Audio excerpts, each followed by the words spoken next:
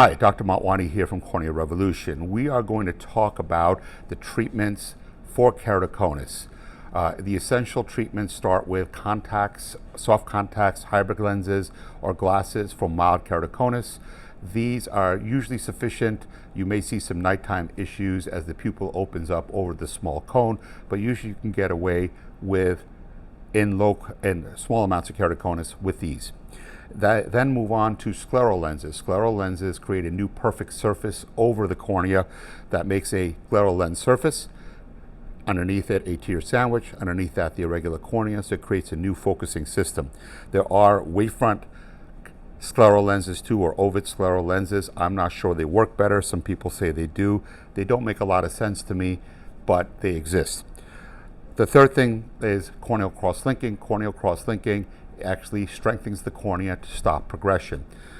Corneal cross-linking comes in essentially three flavors: epi-on, epi-off, and epi-oxia.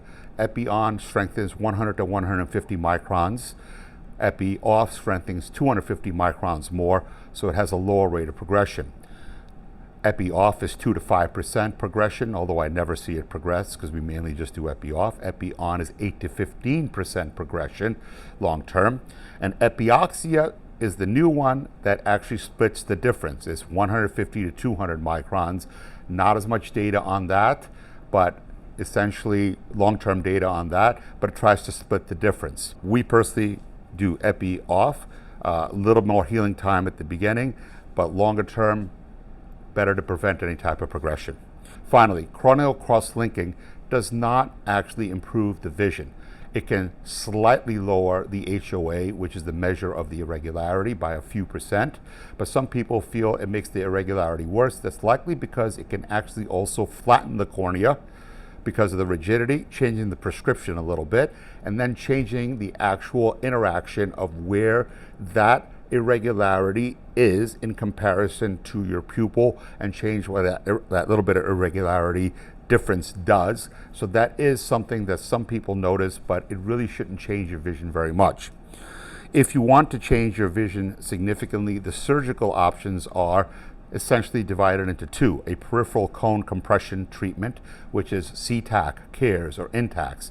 CTAC and CARES use a corneal strips. INTACs, Keratoconus use plastic strips. What they do is they push down on the peripheral cone. So it's a compression technique to try to get a central reduction in the actual cone so you can actually see better. So they're pretty good at getting vision better. A lot of them get down vision to 20/25, 20/30. The problem is they decrease the HOA, the irregularity, 7 to 30% in the studies, and less in the center because this is a peripheral treatment. So even though they can improve vision, people are still a lot of times left with artifacts, ghosting, glare, all these sort of things, and a non-optimal outcome. And so essentially that is a issue with these procedures because they're centered peripherally and not actually on the visual axis, and they're non-specific. The most specific and gold standard procedure is topography-guided ablation. Topography-guided ablation reduces the HOA 30 to 60%, but it is centered on the cornea, and it is a specific map for the given cornea. This is where we use laser to actually reshape the cornea, but not like as a big laser, but segmentally, where we're reducing the high spots, raising the low spots. So the laser is often not in the actual center thin point, but actually in the area around it. So you have to judge exactly how much tissue is being taken out where, not just where the thinnest point of the cornea is. And so topography guided ablation will reduce 30 to 60%, like I said.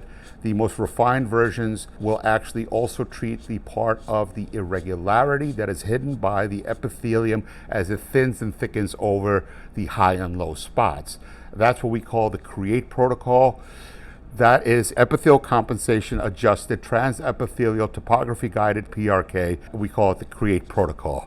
That actually reduces HOA by about 60%, but it actually will keep that reduction, even in the center 3 millimeters, at 52% average in our last study. And that's really important because what that's saying is the effect isn't just the whole cornea, but is actually still prevalent, present, and a big effect in the center where you're looking through. And that's really, really important because that's where you get clarity of vision. And once you get that much irregularity moved, the patients really start seeing very well. So we're getting about 97% of eyes 20/30 or better with that. So that's probably the gold standard topography guided ablation.